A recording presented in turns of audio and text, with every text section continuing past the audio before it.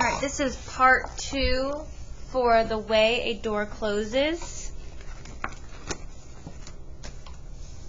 Alright. And one to grow on. Today I turned 13, and there are 14 holes in my cake, where the candles used to be, one for each year. Alright, Mama wants to know what happened to them, and I tell her I did it. I took them out and threw them away, one for each year, and one to grow on. I don't need candles on my cake. I don't want to close my eyes and make a wish. I'm 13 now, and I know how much it hurts when wishes don't come true. The pool of the moon. Once a month the moon is full. Grandmama says there's an invisible thread connecting each of us to it.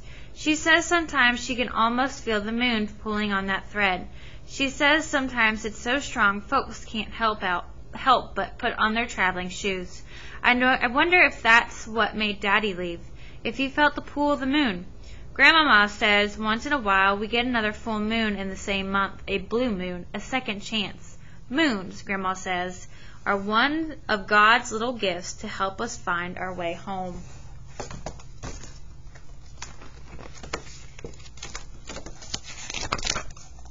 Photo op.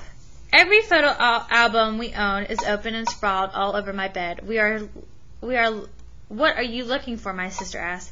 I can help you find it. She looked through these albums 1,000 times, and although she's not in every picture, she knows that every picture is of someone who is connected to her.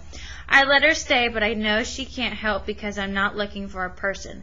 I'm looking at pictures of Daddy. I stare into each picture hard, trying to read the face of my father, trying to see if there's a sign saying one day he will leave us. Little man. My brother is pounding on the door. Rap, rap, rap. Let me in. Both sounds working together in two-part harmony. I am trying not to hear him. I lie on my bed with my fingers laced behind my head, and I smile big, because it feels good to be alone. And even though I can't hear the silence, when I close my eyes I can almost see it. But then I hear the volcano. This is my mama's voice erupt as she calls my name, Cameron James! I know that my solitude is over. I open the door quickly. Mama's eyes ask me if I've lost my mind.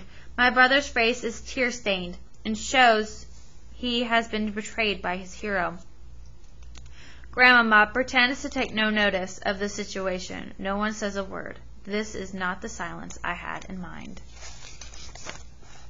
So I say, sometimes a man needs a little privacy. Grandmama clears her throat and says, I reckon that's true. Sometimes a man does need a little privacy. She can't hold back a laugh when she adds, now you let your brother back in that room, 'cause I know for a fact we could fit the whole tabernacle choir in there, and you'd still have enough privacy for the amount of man you are. The power of one. My grandmama's hands hold my hands and me, but mostly they hold everything together. Going, going, gone. Mama is crying again. In the background I hear Grandmama singing a hymn, and it becomes my plea, Oh, Mary, don't you weep. Suddenly I want answers to questions I have been too scared to ask. I follow the sound of Grandmama's voice and find her rocking. Eyes closed but turned toward heaven. Grandmama, Daddy's not coming back, is he? She stops her song, but she keeps on rocking. I'm afraid of her answers, so I keep talking. We're supposed to be a family. He should have stayed. Now all my friends are going to know that Daddy left us. Just like Preacher's dad left him. Just like Niecy's dad left her. Just like them. My dad left me. My grandmama smiles and says, there's a lot of ways of leaving. Your daddy left a while ago. Now he's just gone. Okay. What kind of role does Grandmama play in this family? Grandmama's china bowl. Grandmama's china bowl sits with its hands cupped but open, always begging for more mints, more nuts, more of whatever is being offered, and with each offering it extends an invitation to hands, never fearing empty or gone. Telling tales. The teacher said, just for fun, everyone make up a story using your wildest imagination. I chewed on my eraser for a long time before I started to write about a boy at just my age who wore pants that covered his ankles and shoes that didn't hurt his feet. He lived in a 3-bedroom apartment with his mom and dad, and the heat worked, and the water ran clear. And when he heard loud popping sounds at night, he knew that it must be the 4th of July. Oh yeah, and he lived happily ever after. CJ is supposed to use his wildest imagination here. What are the details showing us about his family situation now that his father is gone? Tell me something I don't know. I am sitting across from my guidance counselor and I can hear what he is saying, but I'm not listening. Your teachers tell me you're not quite yourself. I understand there's a problem at home. These things happen. You'll feel better if you talk about it. I am trying to figure out why I'm here. My grades haven't dropped. I haven't cut any classes. This is a courtesy call. Guidance counselor, damage control. I don't need this. I am almost out the door when I feel 2 hands drop anchor on my shoulders. My guidance counselor locking in on my eyes for emphasis and says, "It's important that you understand that this is not your fault." I shrug my shoulders free and wait a beat before leaving. I think to myself, not my fault. I know that. I'm just having a bad day. I'm not stupid. Dream. Daddy is leaving. My mama falls to her knees, clings to him, crying hysterically, "Don't go, don't leave me." And then we, each in our turn, grab on. Me to my mother, my brother to me, our sister to him, a human chain. The door opens and Daddy is outside.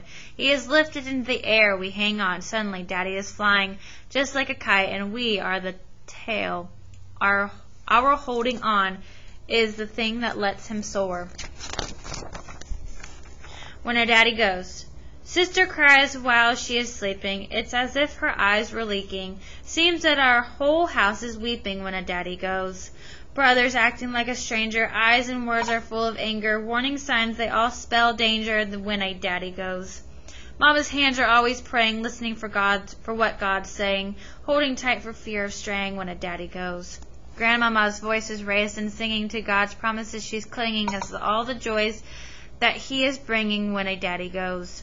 Me, I stare up at the ceiling, think on all the things I'm feeling. Seems as if my head is reeling when a Daddy goes. It is not so much about his leaving, it's that he left a family grieving. Oh, what a tangled web he's weaving when a Daddy goes. Family fire. The secret of my father's leaving spreads like wildfire, burning out of control before I can escape. My friends are keeping their distance. They can't help me. They can only hope the fire is self-contained. They can only pray I'm not too badly burned. I try not to add fuel to the fire, keep all flammable words and feelings to myself. Everyone's eyes are on me. There's something about watching a fire. Now I am the poster child for families with problems. Fathers everywhere will see my face plastered onto signs. And my slogan is, family fires, only you can prevent them. Schoolyard sermon. My best friend, preacher, is being just that. His sermon today is on fathers, and I am his congregation. Dads are light. They have no roots. Only one strong wind, and they're gone. Out of here. History. And just like yesterday, they don't come back. I am quiet. You don't have to say you don't have to say amen, preacher says. It's the truth, anyhow. I listen, but I can't say amen. Preacher is wrong. My dad is coming back, I announce. Preacher shoos my words away with a wave of his hands. Man, he says, that only happens once in a blue moon. I smile as I head to my next class, and I say more to myself than to preacher. But it happens. So how is CJ feeling after his conversation with preacher? Why do you think the character is called preacher?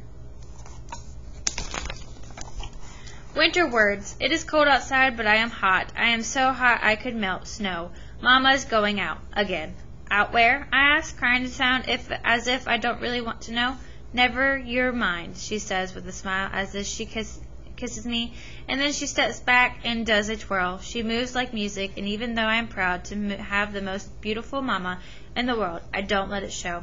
How do I look? She asks me, and I almost think about what I am going to say, almost, but then the words are flying from my mouth to my mama's ear. How should I know? I roll my eyes and the rest of me follows. Mind your manners, Grandmama warns, but it's too late for that. My words are charging into battle. You and Daddy are still married, and even if you don't, we still miss him. We still love him. Mama wraps her arms around me, but I am as hard as a rock. She talks softly. I know that, honey. I miss him too. I just wanted my son to tell his old mama how she looked. I pull away and look her dead in the eye and say, You look like you forgot. What's going on between CJ and his mom at this point? History repeating, almost.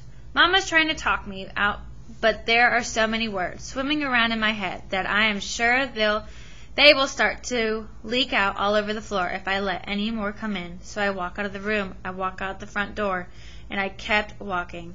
I am walking away from all the things that are making me hurt, all the things that are making me mad. I am walking away, just like Daddy did.